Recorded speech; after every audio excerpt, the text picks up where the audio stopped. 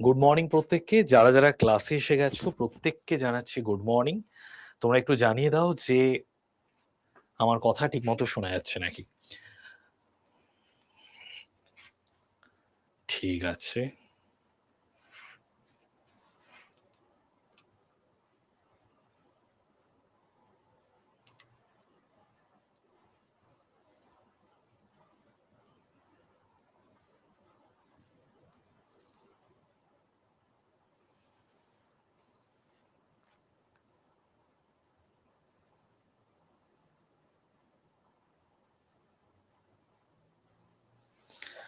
All clear. ঠিক আছে, তো দেখো আগের দিন যে কারেন্ট অ্যাফেয়ার্স গুলো পড়েছিলাম সেগুলোর মধ্যে কিছু কিছু জায়গা বাকি ছিল। তো সেই জায়গাটা আমরা আগে একটু কভার করে নেই, দেন আমরা একদম ওয়েবসাইট দেখে আমাদের যেগুলো ইম্পর্টেন্ট কারেন্ট অ্যাফেয়ার্স সেইগুলোকে আইডেন্টিফাই করে পড়াশোনা করব। ঠিক আছে, একটা কথা বলার ছিল, বলে ফেলো অবশ্যই। আচ্ছা, তোমাদের যেটা বলার আরো একটা বিষয়, আহ, সেটা হচ্ছে গিয়ে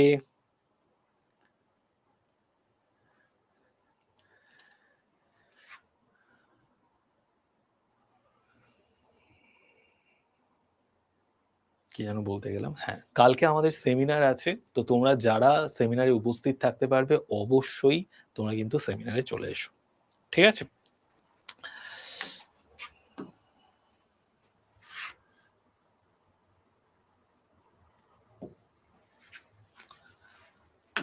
জাস্ট এক মিনিট।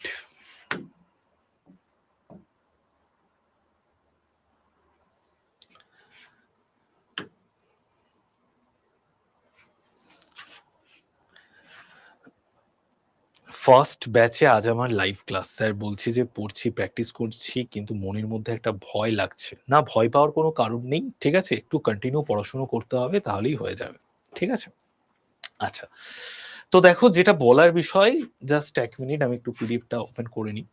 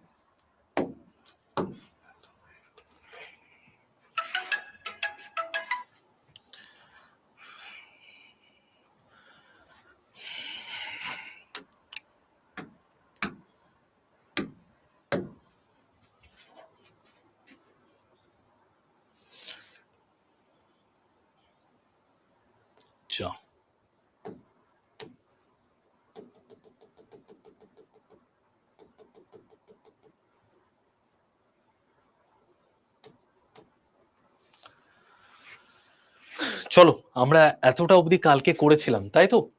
আজকে আমরা এই জায়গাটা থেকে কমপ্লিট করে নেব কয়েকটা কোশ্চেন, তারপরে আমরা একদম ওয়েবসাইট ধরে পড়াশোনা করব। তো ফার্স্ট কোশ্চেন তোমাদের জন্য, যারা পারবে অবশ্যই প্রত্যেকে অ্যান্সার দিয়ে দিও, যে জাতীয় ন্যাশনাল অ্যাডিটেটিভ প্রোডাকশন সিম্পোজিয়াম, ঠিক আছে, এই ন্যাশনাল অ্যাডিটেটিভ প্রোডাকশন সিম্পোজিয়াম 2026 এটা কোন শহরে অনুষ্ঠিত হয়েছে? তো রাইট আনসার কি হবে আমাদের? রাইট আনসার হয়ে যাচ্ছে আমাদের নিউ দিল্লি। ঠিক আছে, নিউ দিল্লি। ওকে, তো নিউ দিল্লির যিনি মুখ্যমন্ত্রী আছেন তার নাম কি? তার নাম হচ্ছে রেখা গুপ্তা।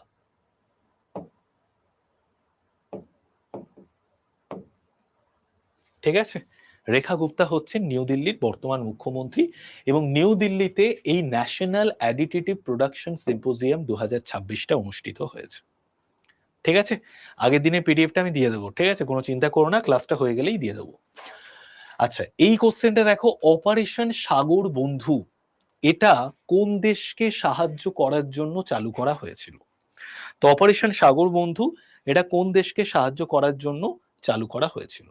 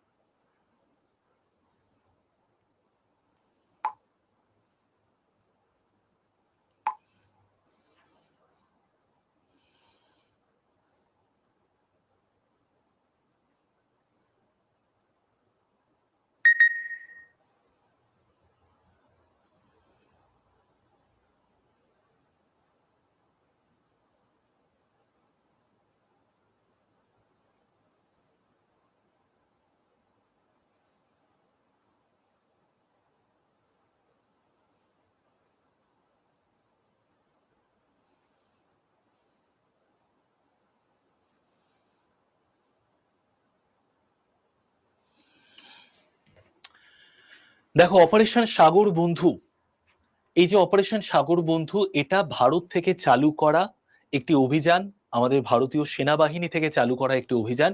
শ্রীলঙ্কা দেশে চালু করা হয়েছিল। শ্রীলঙ্কায় একটা ঘূর্ণিঝড় হয়েছিল যেটার নাম হচ্ছে দিতওয়া ঘূর্ণিঝড়। এই ঘূর্ণিঝড়ে শ্রীলঙ্কার ইনফ্রাস্ট্রাকচার ভেঙে পড়ে, শ্রীলঙ্কার প্রচুর মানুষের ক্ষয়ক্ষতি হয়, এবং তার জন্যই কিন্তু অপারেশন সাগর বন্ধু এই যে অভিযানটা সেটা চালু করা হয়েছিল। তো রাইট আনসার হয়ে যাচ্ছে আমাদের শ্রীলঙ্কা।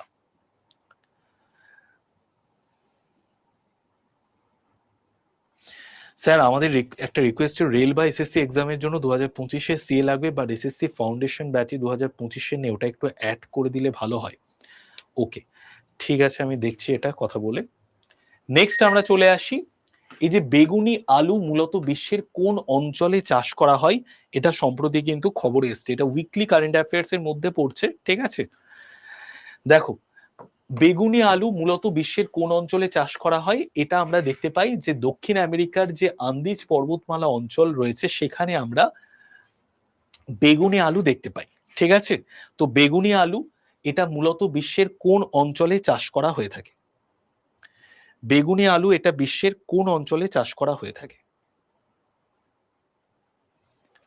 বেগুনি আলু এটা মূলত বিশ্বের যে অঞ্চলে চাষ করা হয় সেটা হচ্ছে দক্ষিণ আমেরিকার আন্দেজ অঞ্চলে চাষ করা হয়ে থাকে বেগুনি আলু, ঠিক আছে। এইবার পাঞ্জাবের একজন যুবক তিনি কিন্তু এই বেগুনি আলু তিনি সেটাকে চাষ করেছেন, তার জন্য কিন্তু এটা সম্প্রতি খবরে এসছে। তো রাইট আনসার হয়ে যাচ্ছে আমাদের অপশন ডি, দক্ষিণ আমেরিকার আন্দেজ অঞ্চল। নেক্সট আমরা চলে আসি, স্যার কালকে কি কি গিফট থাকবে? এটা তো গিফট গিফট তো আগে থেকে বলে দেওয়া যায় না, তখন তোমরা যখন হাতে পাবে বুঝতে পারবে, অনেক কিছু গিফট থাকবে। দেখো পরিবেশ বন ও জলবায়ু পরিবর্তন মন্ত্রণালয় কোন কর্মসূচির আওতায় পরিবেশ বান্ধব হুলি প্রচার শুরু করেছে? পরিবেশ বন ও জলবায়ু পরিবর্তন মন্ত্রণালয় যে কর্মসূচির আওতায় পরিবেশ বান্ধব হুলি প্রচার শুরু করেছে, সেই পরিবেশ বান্ধব হুলি প্রচার রাইট আনসার হয়ে যাচ্ছে স্বচ্ছ ভারত অভিযান। কি হবে আমাদের রাইট আনসার? এটা হয়ে যাবে আমাদের পরিবেশ শিক্ষা কর্মসূচি। তো পরিবেশ শিক্ষা কর্মসূচির আওতার মধ্যেই কিন্তু এই পরিবেশ বান্ধব হুলি প্রচার শুরু করা হয়েছে। তো environmental education programs, option A. পরিবেশ বন ও জলবায়ু পরিবর্তন মন্ত্রণালয় কোন কর্মসূচির আওতায় পরিবেশ বান্ধব হুলি প্রচার শুরু করেছে? তো রাইট আনসার হয়ে যাচ্ছে পরিবেশ শিক্ষা কর্মসূচি, ঠিক আছে। নেক্সট আমরা চলে আসি, তো বিভিন্ন ছাত্রদেরকে ছাত্রীদেরকে পরিবেশ বান্ধব যে সমস্ত প্রোডাক্ট আছে, যেমন ধরো বিট ফুল, এই সমস্ত থেকে রং তৈরি করার যে ব্যবস্থা সেটাকে শেখানো হচ্ছে, ঠিক আছে। নেক্সট আমরা চলে আসি, আমেরিকা মহাদেশের মধ্যে কোন দেশটি কুষ্ঠরোগ নির্মূলের জন্য আনুষ্ঠানিকভাবে যাচাইকৃত প্রথম দেশ হয়ে উঠেছে?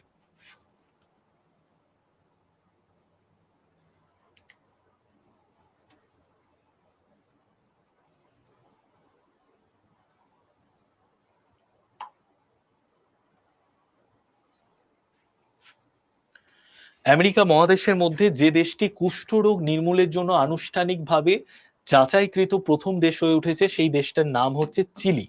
ওকে, চিলি হয়ে যাচ্ছে আমাদের রাইট আনসার। তো which country has become the first country in the Americas to be officially certified for leprosy elimination? Option C হয়ে যাচ্ছে আমাদের রাইট আনসার। নেক্সট আমরা চলে আসি, 2026 সালে পঞ্চায়েতে নির্বাচিত মহিলা প্রতিনিধিদের জাতীয় সম্মেলন কোথায় অনুষ্ঠিত হয়েছে?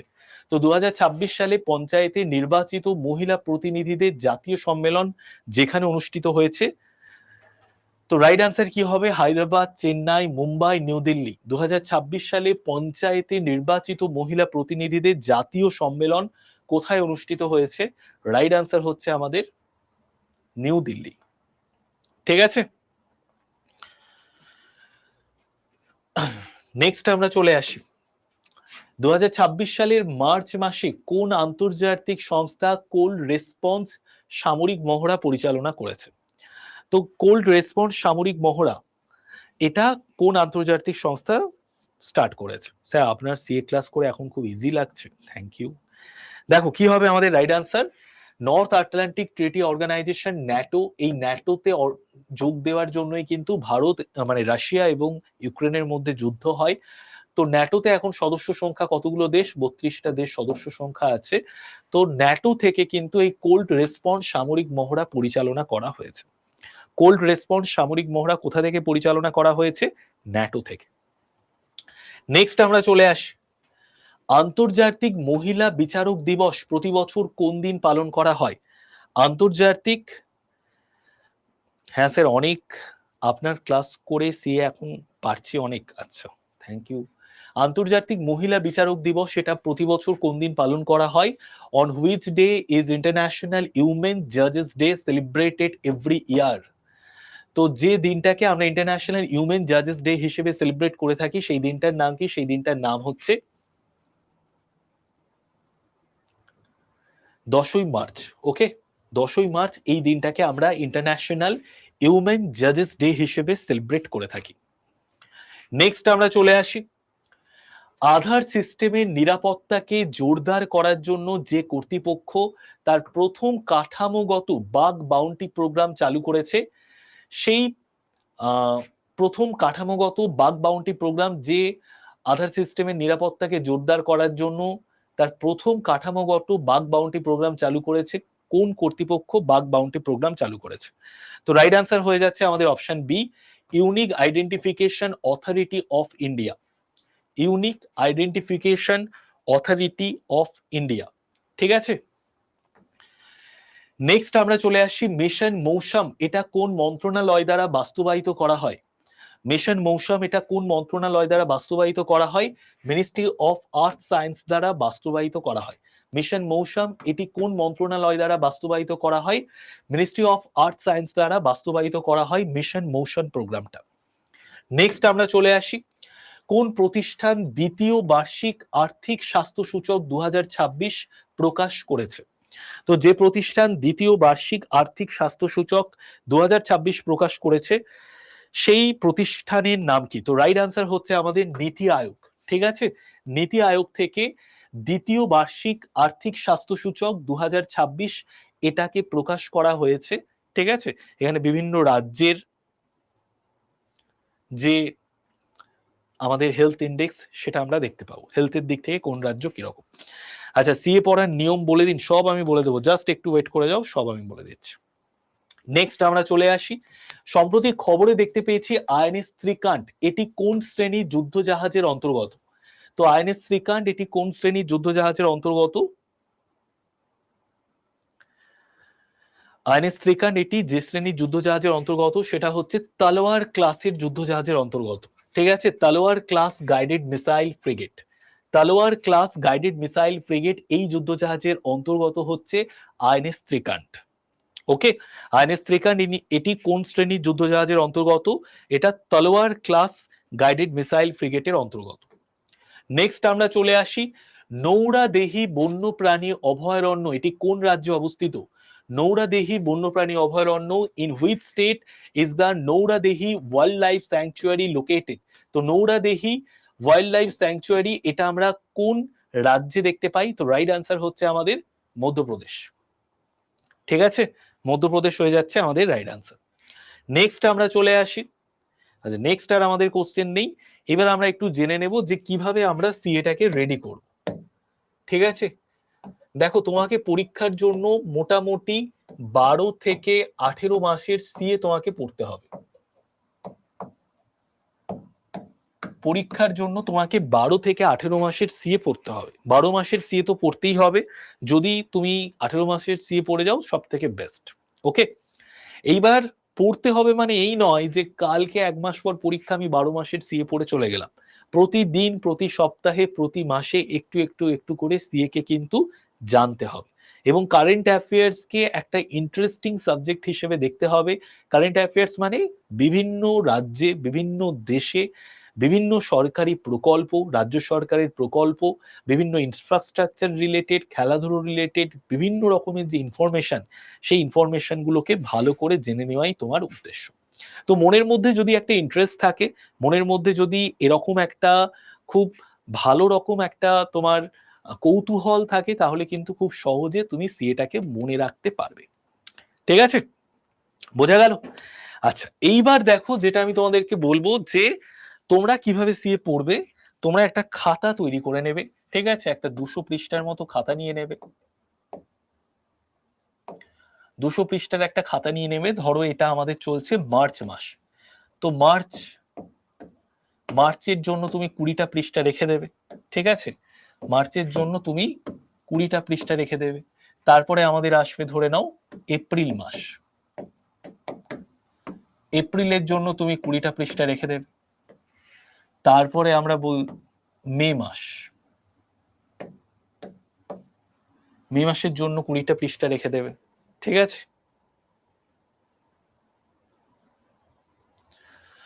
তো মার্চ, এপ্রিল, মে। এবার দেখো মার্চের ইম্পর্টেন্ট কারেন্ট অ্যাফেয়ার্স গুলোকে দেখার জন্য, জানার জন্য তুমি কি করবে, মার্চ মাসে যে 20টা পেজ আছে, এই 20টা পেজের মধ্যে দুটো করে পেজ, মানে প্রত্যেকটা ইউনিটের জন্য দুটো করে পেজ রাখবে। প্রত্যেকটা ইউনিট মানে ধরে নাও স্পোর্টস, এটার জন্য দুটো পেজ রাখবে। তারপরে ধরে নাও ইন্টারন্যাশনাল নিউজ, এটার জন্য দুটো পেজ। ন্যাশনাল নিউজ, এটার জন্য দুটো পেজ, ঠিক আছে? তারপরে ধরে নাও ওয়েস্ট বেঙ্গল রিলেটেড নিউজ, সেটার জন্য দুটো পেজ। অ্যাপয়েন্টমেন্ট রিলেটেড নিউজ, তার জন্য দুটো page. Technology, science and technology related news, তার জন্য দুটো পেজ। মিসলেনিয়াস রিলেটেড নিউজ, তার জন্য দুটো পেজ।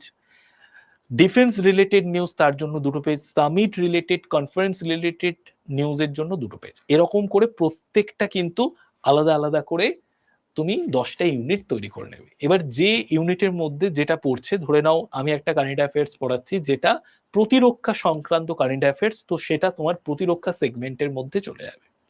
এইভাবে যদি তুমি একটা খাতা তৈরি করে নিতে পারো, খুব সহজেই কিন্তু তুমি পুরো কারেন্ট অ্যাফেয়ার্সটাকে নখদর্পণে রাখতে পারবে। না, সব হুবহু খাতায় লিখবে না, যেটা তোমার ইম্পর্টেন্ট মনে হয় সেটাই খাতায় লিখবে, যেটা তোমার পরীক্ষার জন্য আসতে পারে। সেটা তুমি এতদিনের সিএ ক্লাস করে মোটামুটি বুঝতেই পেরে গেছো, যেটা ইম্পর্টেন্ট নিউজ সেটা তোমাকে খাতায় লিখতে হবে। এআই ইম্প্যাক্ট সামিট হচ্ছে, ডেফিনেটলি এটা খাতায় লিখতে হবে, ঠিক আছে? বোঝা গেল? করেছি স্যার, কিন্তু দুটো পেজ কম পড়বে, তাহলে আরো একটা পেজ নিয়ে নিও কোনো কোনো সেগমেন্টে, আলাদা এক্সট্রা একটা পেজ।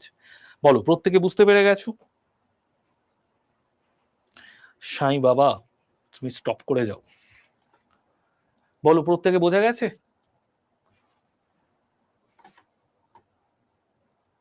হ্যাঁ, কি সেন্টেন্স গুলোকে লিখে রাখবে, জাস্ট কি সেন্টেন্স গুলোকে প্রত্যেকটা ইউনিটে লিখে রাখবে। বোঝা গেল? আমি আবারও ছোট্ট করে বলে দিচ্ছি যে একটা 200 পৃষ্ঠার খাতা কিনে নেবে।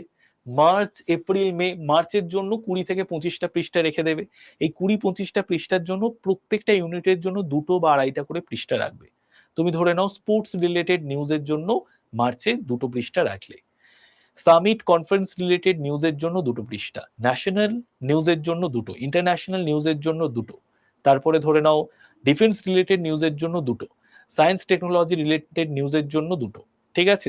ওয়েস্ট বেঙ্গল রিলেটেড নিউজের জন্য 2টো। এরকম করে তুমি 10টা ইউনিটে পুরো ভাগ করে নেবে।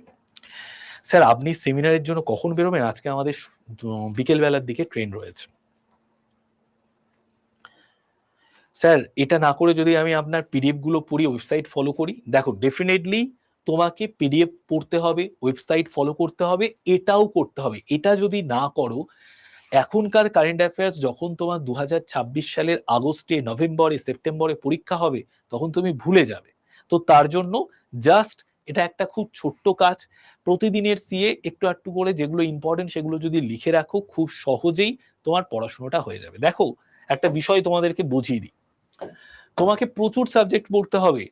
ম্যাথ পড়তে হবে, রিজনিং পড়তে হবে, ইংলিশ পড়তে হবে, জিকে জিএস এর মধ্যে history, geography, polity, economy, physics, chemistry, biology, static GK, computer, এত কটা সাবজেক্টকে পড়তে হবে।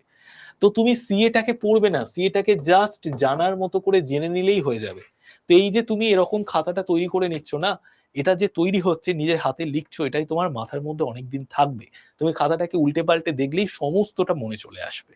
তো তার জন্য খুব কম হেডেক নিয়ে, কম চাপ নিয়ে যদি সিএ কে খুব ভালো করে রেডি করে ফেলতে চাও, এটাই তার বেস্ট রাস্তা। এরপর এই যে খাতা ছাড়াও তোমাকে ক্লাস করতে হবে। ক্লাস তো করছোই, উইকলি ক্লাস করো, মান্থলি ক্লাস করো বা ডেইলি ক্লাস করো। তাছাড়া তুমি আমাদের যে ওয়েবসাইট রয়েছে, সেই ওয়েবসাইটটাকেও মাঝে মাঝে ফলো করবে। তাছাড়া আমাদের যে সি এর বই আছে সেই সি এ বইটাও কিন্তু কিনে নেবে, ঠিক আছে? এই 4টে প্রসেস করলে সিএ থেকে একদম পুরো পরিষ্কার নাম্বার পাবে, কোনো রকম কোনো চাপ ছাড়া। হ্যাঁ, সকাল 8টার ওয়াইটি ক্লাস করলে হবে। বলো, বুঝতে পেরেছো সবাই?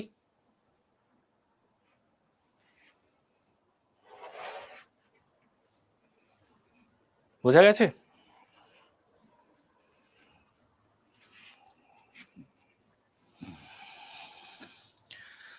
ঠিক আছে, চলো এবার আমরা নেক্সট চলে যাই। এটাকে সেভ করে নিই।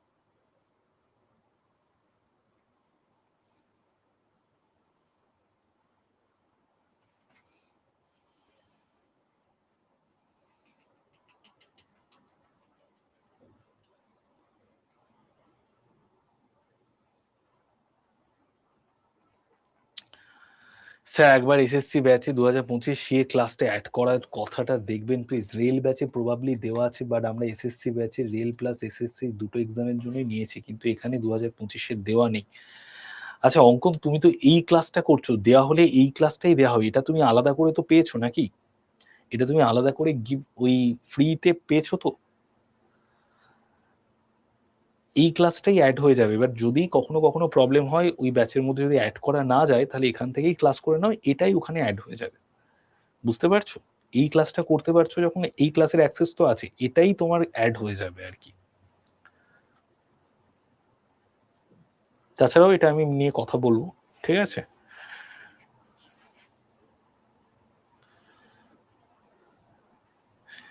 স্যার টাইম ম্যানেজমেন্টের প্রবলেম হচ্ছে, আমি স্যার কলেজের সেমিস্টারের পড়াও পড়তে হচ্ছে, আবার এদিকটা এতগুলো সাবজেক্ট।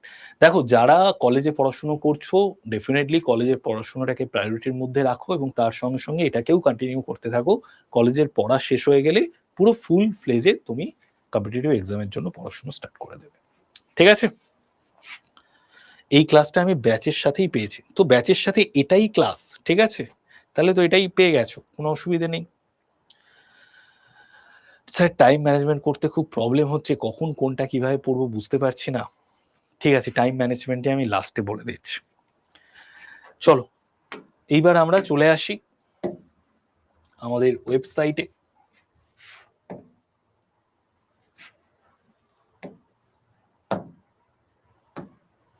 তো তোমরা লিখবে কি, আড্ডা 24/7 সিএ, এটা লিখলেই আমাদের যে কারেন্ট অ্যাফেয়ার্স এর ওয়েবসাইট সেটা চলে আসবে। এখানে আমরা বিভিন্ন ইম্পর্টেন্ট কারেন্ট অ্যাফেয়ার্স পেয়ে যাব। তো দেখো, আজকের দিনটা খুব ইম্পর্টেন্ট একটা ডে। আজকের দিনটাকে আমরা কি ডে হিসেবে পালন করে থাকি? ওয়ার্ল্ড ওয়াটার ডে হিসেবে পালন করে থাকি, ঠিক আছে? তো ওয়াটার কতটা ইম্পর্টেন্ট তোমরা তো জানোই, ঠিক আছে? ওয়াটার ছাড়া তো আমরা কেউই বাঁচতেই পারবো না। তো বিশ্ব ওয়াটার দিবস, বিশ্ব জল দিবস, এই দিনটাকে আমরা পালন করে থাকি, ঠিক আছে? তো দেখো, ওয়ার্ল্ড ওয়াটার ডে এটা আমরা কোন দিন পালন করি? 22শে মার্চ ওয়ার্ল্ড ওয়াটার ডে পালন করে থাকি। এইবার ওয়ার্ল্ড ওয়াটার ডে যে থিম বা যে বিষয়গুলোর ওপর গুরুত্ব দেওয়া হয়েছে সেই জায়গাগুলো আমরা একটু দেখে নিই। তো দেখো, 22শে মার্চ 2026 আমরা বিশ্ব ওয়াটার দিবস মানে ওয়াটার, আমরা ওয়ার্ল্ড ওয়াটার ডে পালন করে থাকি, ঠিক আছে? তো পানি, জলের সংকট এবং লিঙ্গ সমতার উপর আলোকপাত করে 22শে মার্চ 2026 ওয়ার্ল্ড ওয়াটার ডেটা আমরা পালন করে থাকছি। এখানে গোটা বিশ্বব্যাপী জলের যে প্রাপ্যতা, স্যানিটেশন, সম্পূর্ণ রকম দিক থেকে জলের উন্নয়ন, ঠিক আছে, এবং জল সংরক্ষণ, নিরাপদ পানীয় জলের যাতে পাওয়া যায় সেই সম্পর্কে সচেতনতা বৃদ্ধি করার জন্য এইবার পালন করা হচ্ছে 22শে মার্চ ওয়ার্ল্ড ওয়াটার ডে, ঠিক আছে? চলো এইবার দেখো এই জল এই যে ডেটাই থিম হিসেবে, ঠিক আছে, থিম হিসেবে যেটাকে ইউজ করা হচ্ছে সেটাকে আমরা একটু দেখে নিই। দেখো 2026-এ ওয়ার্ল্ড ওয়াটার ডে থিম হচ্ছে water and gender, and it is highlights the strong link between water access and gender equality. ঠিক আছে, in many parts of the world women and girls are primarily responsible for collecting water. This responsibility limits their access to education, employment, and opportunities. The theme calls for the empowering women in water related decisions making and ensuring the participation in designing policies. ঠিক আছে? Also to make the efficient infrastructure and proper management. তো দেখো এইবার যে থিমটা রাখা হয়েছে সেই থিমটা কিসের উপর রাখা হয়েছে? Water and gender.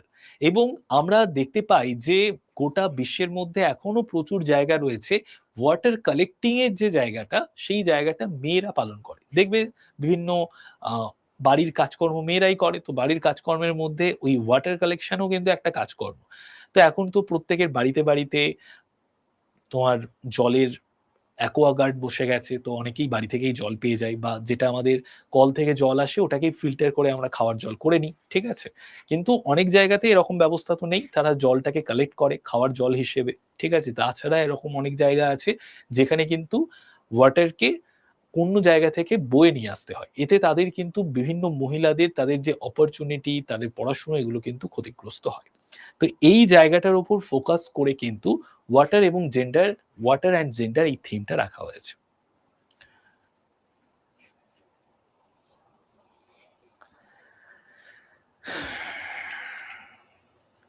আচ্ছা, কে একটা ফার্স্ট লাইভ ক্লাস করছে, বোঝা গেল? নেক্সট আমরা চলে আসি। তো জাস্ট এটুকুই জেনে রাখো, ওয়ার্ল্ড ওয়াটার ডে 2026 এটা আমরা পালন করছি 22শে মার্চ, এবং এইবারের থিম হচ্ছে ওয়াটার অ্যান্ড জেন্ডার। বিশেষ করে প্রাধান্য দেওয়া হয়েছে ওয়ার্ল্ড ওয়াটার ডেতে মহিলাদেরকে, কারণ মহিলারা তারা জল কালেক্টিং এর যে বিষয়টা সেটা করে গোটা বিশ্বে এখনো বিভিন্ন জায়গায়। এর ফলে মহিলা কিন্তু অনেক দিক থেকে, অনেক অপরচুনিটি থেকে কিন্তু বেরিয়ে যায়। তো এই বিষয়টাকে কেন্দ্র করে মহিলারাও যাতে খুব গুরুত্বপূর্ণ জল সংক্রান্ত ডিসিশনে অংশগ্রহণ করতে পারে, মহিলা এম্পাওয়ারমেন্টের জন্য ওয়াটার অ্যান্ড জেন্ডার এই থিমটা রাখা হয়েছে 2026 সালের 22শে March World water day theme হিসেবে। নেক্সট আমরা চলে আসি। আচ্ছা, তোমরা কি জানতে চাইছো একটু বলে দাও তো, আমি বলে দিচ্ছি। কালকে আমাদের সেমিনার হবে রবীন্দ্র সদনে, বহরমপুর রবীন্দ্র সদনে সকাল 10টায়। ঠিক আছে, বোঝা গেছে?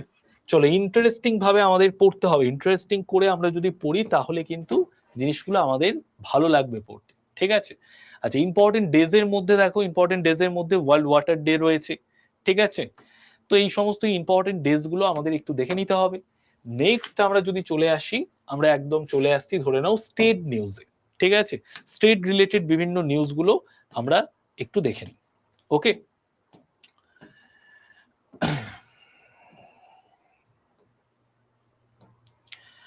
দেখো যেটা তোমাদেরকে একদম ইম্পর্টেন্ট তথ্যগুলো একটু জানিয়ে দিই। দেখো, পিএম নরেন্দ্র মোদী, আমাদের প্রধানমন্ত্রী নরেন্দ্র মোদী কি করেছেন একটু আমরা দেখে নিই। প্রধানমন্ত্রী নরেন্দ্র মোদী আসামে 24,000 কোটি টাকার প্রকল্পের উন্মোচন করেছেন এবং ভিত্তি প্রস্তর স্থাপন করেছেন। তো আমাদের প্রধানমন্ত্রী নরেন্দ্র মোদী তিনি আসামে পৌঁছে গিয়েছিলেন, এবং আসামে পরিকাঠামোগত উন্নয়ন, তারপর রেলের যে বিদ্যুতায়ন সেটার উন্নয়ন করা, চা বাগানের শ্রমিকদের জন্য জমির মালিকানা দেওয়া, এই সমস্ত কিছুর জন্য 24,000 কোটি টাকার বেশি মূল্যের প্রকল্পের উদ্বোধন এবং ভিত্তিপ্রস্তর স্থাপন করেছে। ঠিক আছে, তো দেখে নাও এই উদ্যোগের ফলে আসামে প্রচুর চা গাছ আছে এবং চা বাগান রয়েছে। এই উদ্যোগের ফলে 825টা চা বাগানে প্রায় 3.5 লক্ষ পরিবার উপকৃত হবে। ঠিক আছে, শ্রমিক যারা রয়েছে, যারা চা বাগানে, তাদেরকে তাদের বসবাসযোগ্য জমির ওপর আইনি অধিকার দেয়া হবে। এই পদক্ষেপটি চা বাগান জনগোষ্ঠীর যে মানুষজন রয়েছেন তাদের জীবনযাত্রার উন্নয়ন করবে, তাদের সামাজিক নিরাপত্তাকে প্রদান করবে। ঠিক আছে, এবার দেখো আসামে যে চা উপজাতি বা আদিবাসীদের যে গুরুত্ব রয়েছে, আসামে জনসংখ্যার প্রায় 20% চা জনগোষ্ঠী এবং আদিবাসী, মানে আসামের মোট যে জনসংখ্যা তার মধ্যে 20% মানুষ তারা কিন্তু চা চাষের সঙ্গে যুক্ত, বা চা তোলা, চাকে সংগ্রহ করা, চা রপ্তানি আমদানি এইসবের সঙ্গেই কিন্তু যুক্ত। ঠিক আছে, তো চা জনগোষ্ঠী এবং আদিবাসী সম্প্রদায়ের 20% মানুষই কিন্তু আসামের জনসংখ্যার চা জনগোষ্ঠী এবং আদিবাসী সম্প্রদায়ের মধ্যে পড়ছে। ঠিক আছে, এরপর দেখো 126টা বিধানসভা কেন্দ্রের মধ্যে 35টিতে তারা ভোটকে প্রভাবিত করতে পারে, মানে বুঝতেই পারছো 126টার মধ্যে 35টা এই চা গোষ্ঠীর মানুষরাই কিন্তু কন্ট্রোলে রাখতে পারে, তো তাদের কথা ভাবা হচ্ছে বেশি। আচ্ছা, এইবার দেখো পিএম কিষাণ প্রকল্পের কিস্তি প্রদান করা হচ্ছে। পিএম কিষাণ প্রকল্পটা তোমরা নিশ্চয়ই জানো যে 2000 টাকা করে প্রতি 4 মাস অন্তর অন্তর দেওয়া হয়, বছরে 6000 টাকা কৃষকদেরকে। এইবার দেখো এই পিএম কিষাণ প্রকল্পের কত মানুষ উপকৃত হয়েছে। ভারত জুড়ে 9.3 কোটিরও বেশি কৃষক এই সুবিধা পেয়েছেন, তাহলে 9 কোটির উপরে মানুষজন কৃষকরা কিন্তু এই সুবিধা পেয়েছেন। ভারতের ডিজিটাল ব্যবস্থার মাধ্যমে লক্ষ লক্ষ কৃষকের কাছে দ্রুত এবং স্বচ্ছভাবে সরাসরি অর্থ পৌঁছে দেওয়া সম্ভব হয়েছে। আচ্ছা, এরপর দেখো বিদ্যুৎ উৎপাদন বাড়ানোর জন্য 2300 কোটি টাকার কপিলী জলবিদ্যুৎ প্রকল্পের উদ্বোধন করা হয়েছে। কপিলী জলবিদ্যুৎ প্রকল্প তৈরি করা হয়েছে। অয়েল ইন্ডিয়া লিমিটেডের নুমালীগড় শিলিগুড়ি পণ্যবাহী পাইপলাইনের যে ধারণ ক্ষমতা সেটার বৃদ্ধি করা হয়েছে। উত্তর পূর্ব গ্যাস গ্রিডের প্রথম পর্যায়ে, যা গুয়াহাটি, নুমালীগড়, গোহপুর, ইটানগর, ডিমাপুরের মতো শহরগুলোকে সংযুক্ত করেছে। এই প্রকল্পগুলো এই অঞ্চলে জ্বালানি পরিকাঠামোকে শক্তিশালী করবে এবং শিল্প উন্নয়নকে ত্বরান্বিত করবে বলে আশা করা হচ্ছে। ঠিক আছে, আচ্ছা এরপরে দেখো পরিবহন ব্যবস্থাও কিন্তু উন্নয়ন করা হয়েছে। দেখো রাঙ্গিয়া মুর্ক কংসেলেক রেল লাইন 598 কিলোমিটারে বিদ্যুতায়ন করা হচ্ছে, বিদ্যুৎ ছিল না এই রেল লাইনে। চাপার মুখ ডিব্রুগড় রেল লাইন 571 কিলোমিটার, এটাও বিদ্যুতায়ন করা হচ্ছে। বদরপুর শিলচর, বদরপুর চুড়াইবাড়ি এই যে রেলপথ, সেই রেলপথে বিদ্যুতায়ন করা হচ্ছে। রেল উন্নয়নগুলোর মোট ব্যয় প্রায় 2250 কোটি টাকা করা হয়েছে। ঠিক আছে, এই হলো আমাদের বিষয়। বোডোল্যান্ড যেটা রয়েছে, সেই বোডোল্যান্ডে খারাপ আবহাওয়ার কারণে সশরীরে উপস্থিত হতে পারেননি প্রধানমন্ত্রী নরেন্দ্র মোদী, কিন্তু তিনি ভার্চুয়ালি বিভিন্ন প্রকল্পের উদ্বোধন করেছেন। এই অনুষ্ঠানে তিনি বোডোল্যান্ড অঞ্চলের শান্তি ও উন্নয়নের গুরুত্ব সম্পর্কে কিন্তু কথা বলেন। তো আসামে প্রায় 24,000 কোটি টাকার বিভিন্ন রকম প্রকল্প স্টার্ট করা হয়েছে, সেগুলো কি কি আমি তোমাদের বলে দিলাম। ঠিক আছে, বোঝা গেল? তো একটা ইন্টারেস্ট নিয়ে আমরা যদি এইভাবে পড়তে থাকি, এবার তোমার খাতার মধ্যে যেটা স্টেট নিউজের জায়গা থাকবে বা ন্যাশনাল নিউজের জায়গা, সেখানে লিখে দেবে আসামে 24,000 কোটি টাকার প্রকল্পের উদ্বোধন করেছেন প্রধানমন্ত্রী নরেন্দ্র মোদী। কি কি বিষয়ে উদ্বোধন করেছেন দেখে নাও। চা বাগানের শ্রমিকদের উন্নয়ন করা হয়েছে। ঠিক আছে, তারপরে দেখো প্রধানমন্ত্রী কিষাণ সম্মান নিধি প্রকল্পের টাকা দেওয়া হচ্ছে। তারপর রেল লাইনগুলো যেগুলো রয়েছে সেখানে বিদ্যুতায়ন করা হচ্ছে। তারপরে দেখো 2300 কোটি টাকার কপিলী জলবিদ্যুৎ প্রকল্প উৎপাদন করা হয়েছে, বিদ্যুৎ উৎপাদন বাড়ানোর জন্য ভাবা হয়েছে। বিভিন্ন জলপথ বা পর্যটনের উন্নতির জন্য জলপথের যে জায়গাগুলো সেগুলো খোলা হয়েছে। ঠিক আছে, বিশ্বনাথ ঘাট নিয়ামতিতে ক্রুজ টার্মিনালের ভিত্তিপ্রস্তর করা হয়েছে। ডিব্রুগড়ের বগিবিলে সামুদ্রিক প্রশিক্ষণ ও গবেষণার জন্য একটি আঞ্চলিক উৎসর্গ কেন্দ্র চালু করা হয়েছে। এই জিনিসগুলোকে আমাদের ভালো করে পড়তে হবে। স্যার কাল 10:20 AM গেলে এন্ট্রি দেবে? অবশ্যই অবশ্যই 100% এন্ট্রি পাবে। আমাদের সেমিনার প্রায় 10টা 10:30 থেকেই শুরু হবে, 10টা লেখা আছে, 10:30 থেকে স্টার্ট হবে। তো ডেফিনেটলি তুমি ঢুকতে পারবে। ঠিক আছে, কোনো চিন্তা নেই। চলো, বোঝা গেল যেভাবে আমাদের পড়তে হবে কারেন্ট অ্যাফেয়ার্স। ঠিক আছে, চলে এসো। ঠিক আছে, পরের ক্লাসে দেখিয়ে দেবো দেবাঞ্জন। কতক্ষণ হবে? বেশিক্ষণ হবে না, মানে 10:30 থেকে 2-2:30 ম্যাক্সিমাম। ঠিক আছে, তো একটা দিনের ব্যাপার। যারা দূর থেকে যেতে চাইছো অবশ্যই তোমরা কিন্তু তোমাদের গার্জেনদেরকে নিয়েও যেতে পারো। ঠিক আছে, তো 10টা 10:30 থেকে স্টার্ট হবে, মানে 10টা লেখা আছে, 10:30টার মধ্যে স্টার্ট হয়ে যাবে। প্রত্যেকে তোমরা চলে এসো, দুর্দান্ত সেমিনার হবে। ঠিক আছে, নেক্সট আমরা চলে আসি।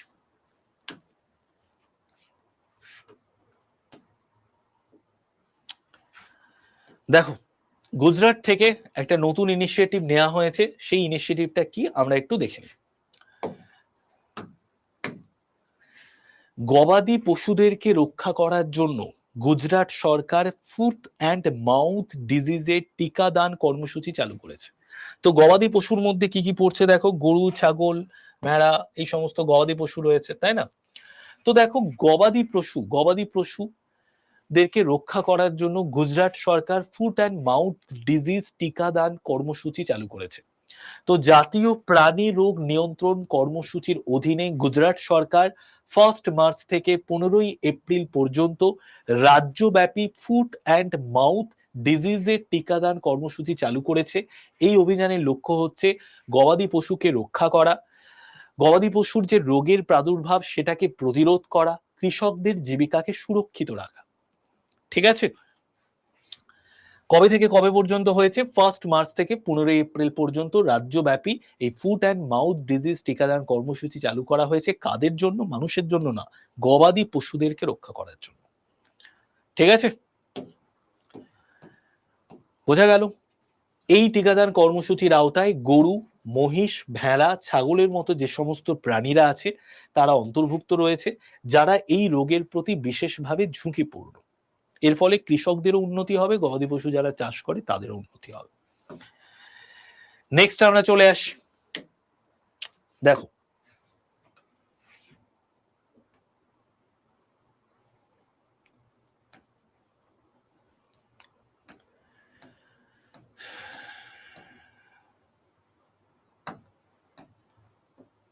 এটা তোমাদের পড়িয়েছিলাম, প্রজেক্ট গঙ্গা। ঠিক আছে, এটা তোমাদের আরেকবার দেখিয়ে দিই, এটাও খুব ইম্পর্টেন্ট একটা নিউজ। ঠিক আছে, এই নিউজগুলোকে জেনে রাখতে হবে। দেখো, 20 লক্ষ গ্রামীণ বাড়িতে উচ্চ গতির ইন্টারনেটকে পৌঁছে দেওয়ার জন্য গঙ্গা প্রকল্প চালু করেছে উত্তরপ্রদেশের গভর্নমেন্ট। তো 20 লক্ষ গ্রামীণ পরিবারকে দ্রুত গতির ইন্টারনেট পরিষেবা পৌঁছে দেওয়ার জন্য উত্তরপ্রদেশের গভর্নমেন্ট প্রজেক্ট গঙ্গা চালু করেছে। এই প্রজেক্ট গঙ্গা হিন্দুজা গ্রুপের সঙ্গে অংশীদারিত্বের মাধ্যমে কিন্তু চালু করা হয়েছে। এই উদ্যোগটি 8,000 থেকে 10,000 ডিজিটাল উদ্যোক্তা তৈরি করবে এবং 1 লক্ষ কর্মসংস্থানেরও সৃষ্টি হবে।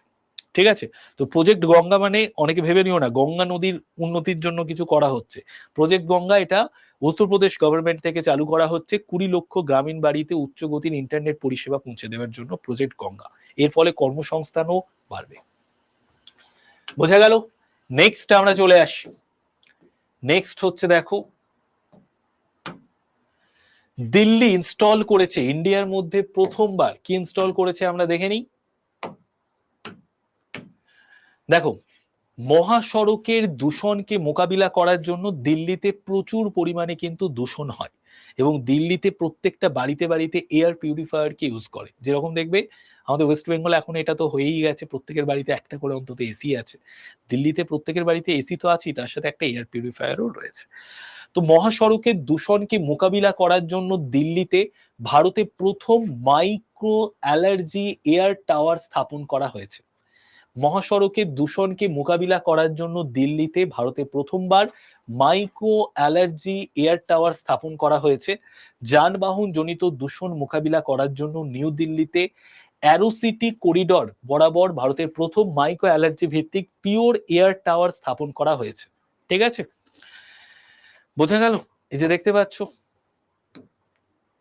নিউ দিল্লিতে অ্যারোসিটি হাইওয়ে করিডোর বরাবর ভারতের প্রথম মাইক্রো অ্যালার্জি ভিত্তিক পিওর এয়ার টাওয়ার স্থাপন করা হয়েছে শহরে বায়ু দূষণকে মোকাবিলা করার জন্য।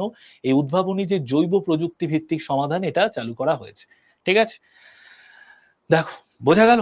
তো যানবাহন থেকে যে সমস্ত কালো ধোঁয়া বেরোচ্ছে সেইগুলো আমাদের পরিবেশের ক্ষতি করছে, সেই ধোঁয়াগুলোকে অ্যাবজর্ব করে নেওয়ার জন্য এই ধরনের একটি মাইক্রো অ্যালার্জি এয়ার টাওয়ার স্থাপন করা হয়েছে। স্যার, দ্রৌপদী মুর্মুকে নিয়ে লেখা বইটার নাম একবার বলে দিন, আর কে লিখেছিলেন? গুগলে তো দুটো নাম রয়েছে, বুঝতে পারছি না। আচ্ছা, দ্রৌপদী মুর্মুকে নিয়ে লেখা বই তুমি এখানে বুক সেকশনেই পেয়ে যাবে, আমি দেখিয়ে দিচ্ছি তোমাদেরকে। এই যে বুকস অ্যান্ড অথর সেকশনে চলে যাও, এখানেই তুমি পেয়ে যাবে দ্রৌপদী মুর্মুকে নিয়ে লেখা বইটা।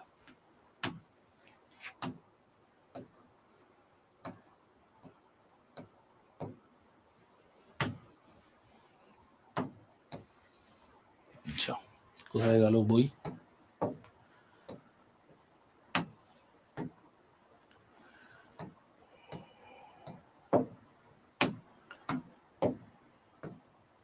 এই ঠিক আছে।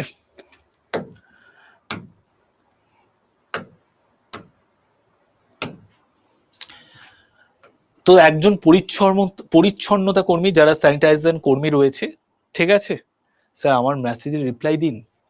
তো মেসেজটা আরেকবার লিখে তো আমি দেখতে পাচ্ছি না।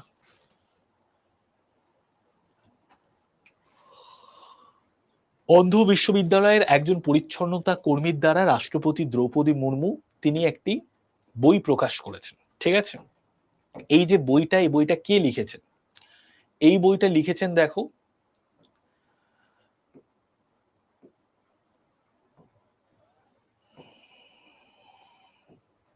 লক্ষ্মী প্রসাদ, ঠিক আছে। এই বইটার লেখকের নাম কি? লক্ষ্মী প্রসাদ। দেখতে পাচ্ছ, এই বইটার লেখিকা হচ্ছে লক্ষ্মী প্রসাদ। লক্ষ্মী প্রসাদ তিনি এই বইটা লিখেছেন রাষ্ট্রপতি দ্রৌপদী মুর্মুকে নিয়ে। তো তিনি একজন আমাদের প্রান্তিক উপজাতীয় আদিবাসী নারী এবং তিনি আমাদের ভারতবর্ষের প্রথম ট্রাইবাল মিনিস্টার। তো তার যে দারিদ্রতা, তার দুর্দশা, এইগুলোকে সমস্ত কিছুকে কেন্দ্র করে তার যে রাষ্ট্রপতি হয়ে ওঠার জার্নি, এটাকে নিয়ে লেখা বই হচ্ছে এই বইটা, যেটা লিখেছেন লক্ষ্মী প্রসাদ। এই বইটা প্রকাশ করেছেন কে? প্রকাশ করেছেন এই অন্ধ্রপ্রদেশ বিশ্ববিদ্যালয়ের একজন নারী কর্মী, যার নাম হচ্ছে লক্ষ্মণা। তিনি প্রকাশ করেছেন। বোঝা গেল? বুঝতে পেরেছো?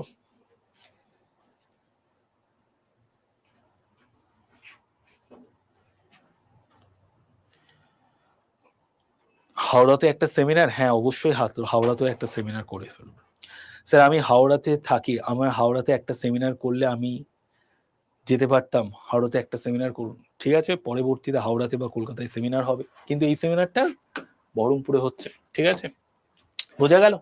তো এইভাবে আমাদের কিন্তু কারেন্ট অ্যাফেয়ার্স গুলোকে সুন্দরভাবে পড়ে নিতে হবে। আচ্ছা তোমাদের আরেকটা বই বলে দিই, অরুন্ধতী রয়ের, ঠিক আছে, Mother Mary come to me. এই যে অরুন্ধতী রয়, তিনি কিন্তু বুকার পুরস্কার পেয়েছেন, পেন প্রিন্টার পুরস্কার পেয়েছেন 2024 সালে। তো অরুন্ধতী রায়ের স্মৃতি কথা Mother Mary come to me, এটা প্রকাশ করা হয়েছে। তো অরুন্ধতী রায়ের স্মৃতি কথা Mother Mary comes to me, এটাতে তিনি মা মেরি রায়ের সঙ্গে তার জটিল সম্পর্ককে তুলে ধরেছেন, যেখানে বেদনা, ভালোবাসা, সাহিত্যিক প্রতিভার সংমিশ্রণ ঘটেছে। Mother Mary comes to me, Arundhati রয়ের লেখা একটি বই। অরুন্ধতী রয়, যিনি তার বুকার পুরস্কার বিজয়ী উপন্যাস the God of small things এর জন্য সর্বাধিকভাবে পরিচিত, তিনি 2025 সালে Mother Mary comes to me, এটা একটা অত্যন্ত ব্যক্তিগত স্মৃতিকথামূলক বই, যে বইটার পেজ সংখ্যা 374, এই বইটা প্রকাশ করেছে, ঠিক আছে। চলো, তো আজকের ক্লাস আমি এতটা অবধি রাখছি। নেক্সট ক্লাসে আবার তোমাদের সঙ্গে দেখা হবে। যদি কোনো কোশ্চেন থাকে অবশ্যই করতে পারো। এইভাবে বুঝে বুঝে ইন্টারেস্ট নিয়ে কিন্তু আমাদের পড়াশোনাটাকে চালিয়ে যেতে হবে, ঠিক আছে।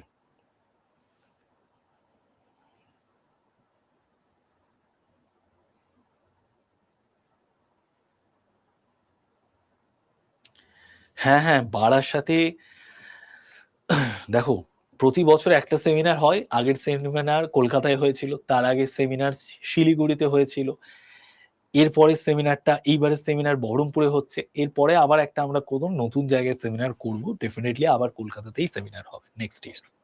সবাই ভালো থেকো, টাটা বাই বাই। নেক্সট ক্লাসে আবার দেখা হচ্ছে। ক্লাস যদি ভালো লাগে প্রত্যেকে 5 স্টার রেটিং দিয়ে দিও। নেক্সট ক্লাসে আবার তোমাদের সঙ্গে দেখা হচ্ছে। Tata bye bye.